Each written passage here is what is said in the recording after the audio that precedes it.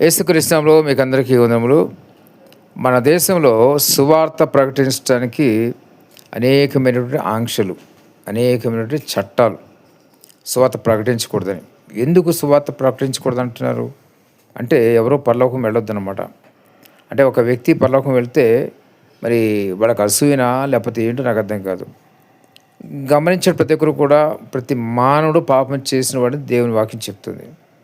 పాపం చేసిన మానవుడికి పాప విముక్తి కలగాలంటే ఎక్కడి నుంచి కలుగుతుంది?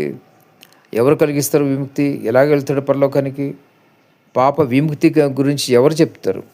కాబట్టి ఈ సువార్త అనేది ఏంటంటే, పాపం చేసిన వారికి పాపాల నుంచి విముక్తి పొందడానికి యేసుక్రీస్తు మాత్రమే అని చెప్పడానికి. యేసుక్రీస్తు మాత్రమే పాపాలను క్షమించడానికి అధికారం కలిగిన దేవుడు.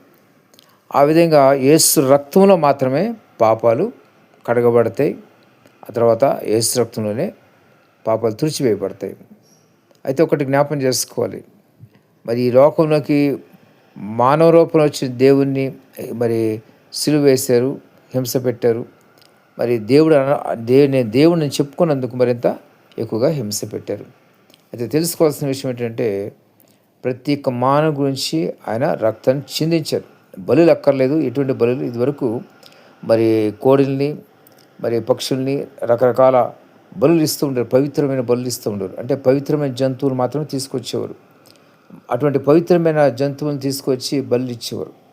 ఆ బలుల వలన వాళ్ళకి పాపాలకి విముక్తి కలుగుతూ ఉండేది. అటువంటిది మరి పాపాలకి విముక్తి, అటువంటి బలులు అక్కర్లేకుండానే దేవుడు ఆయన ఒక్కనే మానవ రూపంలో వచ్చి బలి అయిపోయి ఏ బలి ఇవ్వక్కర్లేదని చెప్పినారు.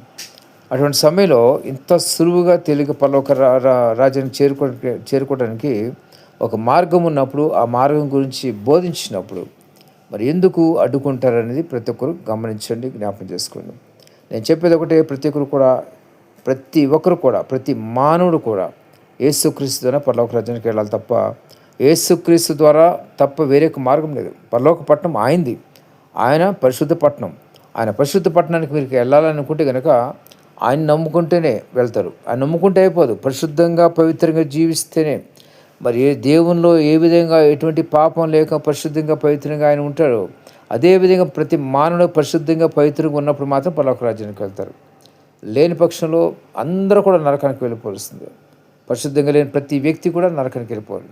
పరిశుద్ధంగా ఉండి యేసుక్రీస్తుని నమ్మిన వాడు మాత్రమే, ఆయన రక్తం వల్లనే నాకు పాప విమోచన కలిగిందని నమ్మిన వాడు మాత్రమే పరలోక రాజ్యానికి వెళ్తారు. ప్రతి ఒక్కరు గమనించి జ్ఞాపకం చేస్తాం. సువార్త అంటే అదేదో వ్యతిరేకమైనది కాదు, పరిశుద్ధ పట్టణానికి చేరుకోవడానికి